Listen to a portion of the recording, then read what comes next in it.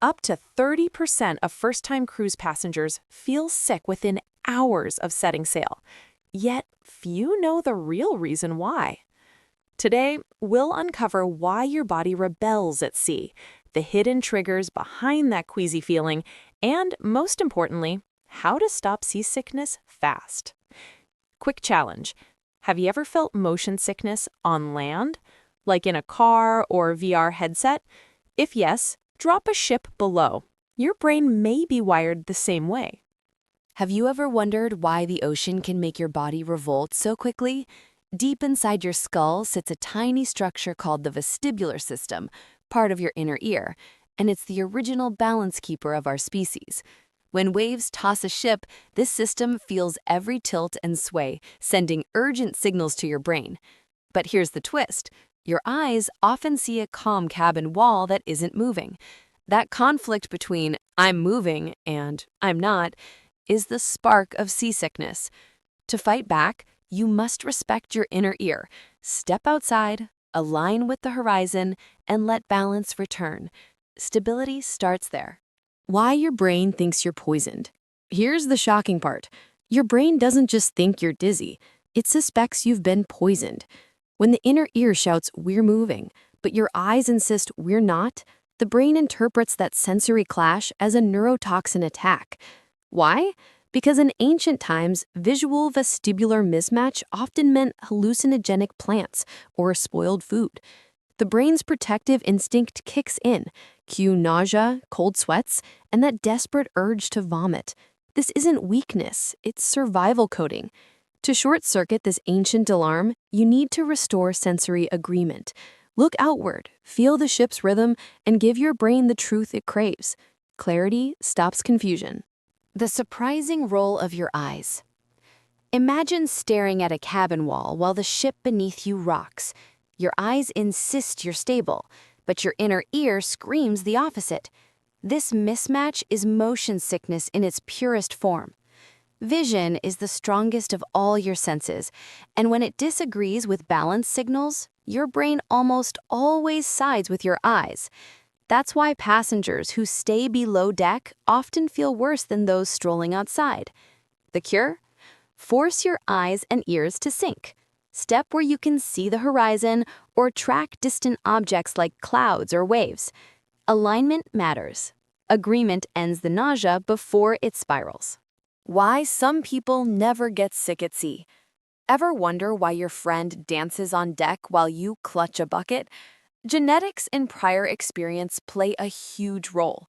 Some people have a more forgiving vestibular system, better able to reconcile the clash between sight and balance. Others have trained their brains through repeated motion exposure. Think sailors, pilots, or VR enthusiasts.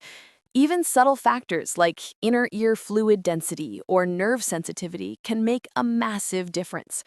The takeaway: seasickness isn't universal weakness, it's biology. You can hack your tolerance with gradual exposure, short boat trips, or even VR balance exercises. Small doses of motion build resilience. Adaptation beats avoidance. Food choices that can make it worse or better. What you eat before and during a cruise can fuel nausea or fight it. Heavy, greasy meals slow digestion, leaving your stomach unsettled as the ship rocks. Sugary snacks spike blood sugar and trigger sudden crashes, making dizziness worse. On the flip side, light, protein-rich foods like nuts, crackers, or lean meats help stabilize your stomach. Even sipping ginger tea or nibbling ginger chews can quiet the queasiness thanks to natural anti-nausea compounds. Timing matters too. Smaller, frequent meals beat large, infrequent ones. Remember, your stomach and brain are partners in balance. Feed wisely. Your plate is as powerful as your horizon. The hidden culprit: dehydration. Most passengers overlook this. Being slightly dehydrated can skyrocket seasickness. Your body relies on fluid balance to regulate blood pressure, digestion, and even inner ear function. When you're low on water, your brain struggles to interpret signals from the vestibular system, making nausea more likely. Add salty cruise snacks, alcohol, or sun exposure, and the effect compounds fast. The fix is deceptively simple. Sip water consistently throughout the day, balance electrolytes, and avoid excessive caffeine or booze. Hydration isn't glamorous, but it's one of the fastest ways to calm a queasy stomach. Remember, a full glass beats a queasy head. Sleep debt and seasickness. A brutal combo. Lack of sleep doesn't just make you groggy, it makes seasickness worse. When you're sleep deprived, your brain's ability to reconcile conflicting sensory signals declines, turning mild motion into intense nausea. Early morning departures or late-night excursions can amplify this effect, leaving passengers vulnerable even on calm waters. The solution? Prioritize rest before and during the cruise. Short naps, blackout curtains, and avoiding screens near bedtime all help your brain stay sharp. Well-rested brains process motion accurately, reducing queasiness dramatically. Think of sleep as your body's motion calibration system. Rest deeply, sail smoothly. The power of breathing techniques. When nausea strikes, your instinct might be to tense up, but your breath holds hidden power. Deep, rhythmic breathing reduces stress, stabilizes heart rate, and signals your brain that everything is under control. Techniques like 4-7-8 breathing or simple diaphragmatic inhalations calm the vestibular system and ease queasiness within minutes. Even short sessions between waves can make a noticeable difference. Combine this with horizon gazing, and you're giving both brain and inner ear a clear signal. No danger here. Seasickness isn't just physical, it's partly mental. Control your breath. Control your stomach. The magic of ginger. Old remedy, new science. Ginger isn't just a kitchen spice. It's a natural nausea fighter backed by science. Compounds like gingerols and shogols interact with your digestive tract and brain, calming the queasy signals triggered by motion. Studies show even small doses, tea, chews, or capsules, can reduce vomiting and dizziness for cruise passengers. Unlike some medications, ginger works gently and rarely causes drowsiness. Pair it with hydration and horizon gazing, and you have a simple, effective toolkit against seasickness. Quick tip: keep ginger on hand before boarding, and nibble it at the first sign of queasiness. Nature wins. If this is helping you sail smoother, hit that subscribe. You'll never miss our deep dives into science-backed travel hacks. Why looking at the horizon works instantly. There's a reason sailors swear by staring at the horizon. It works almost immediately. When your eyes lock onto a distant, stable reference point, they finally agree with the signals from your inner ear. The brain, relieved from the sensory conflict, calms the nausea response within minutes. Even passengers who felt hopelessly sick often find relief after just a few minutes of horizon gazing. It's the simplest hack available, yet one of the most powerful. Don't hide in your cabin. Step outside, find that steady line where sea meets sky, and let your senses sink. Balance returns when vision and motion unite. Cabin location secrets. Where you sleep matters. Not all cabins are created equal when it comes to seasickness. Rooms near the bow or stern feel more motion because they ride the up and down of the waves.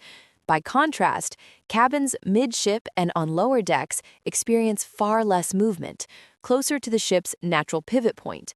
That's why seasoned cruisers book midship rooms whenever possible.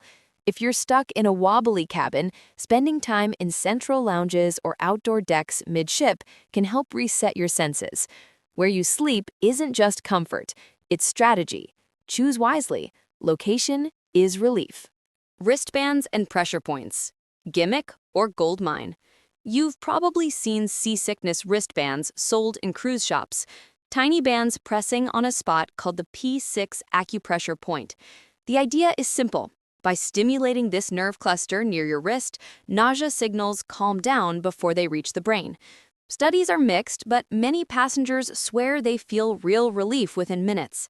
Even if part placebo, the outcome matters. Less queasiness, more enjoyment.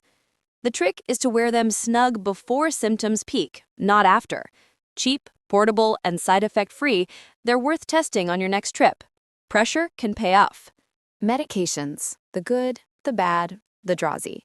Sometimes natural tricks aren't enough, and that's where medication steps in.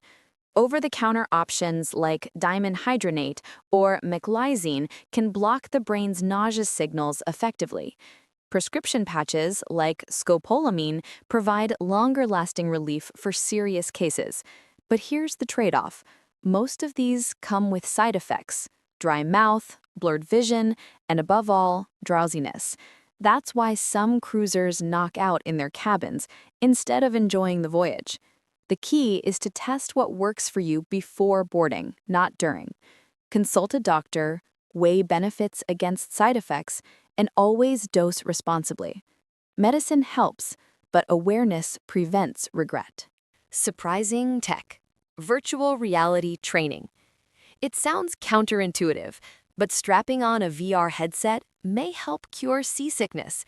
Researchers are finding that controlled VR simulations can train your brain to tolerate sensory conflicts, the same ones you face on a moving ship.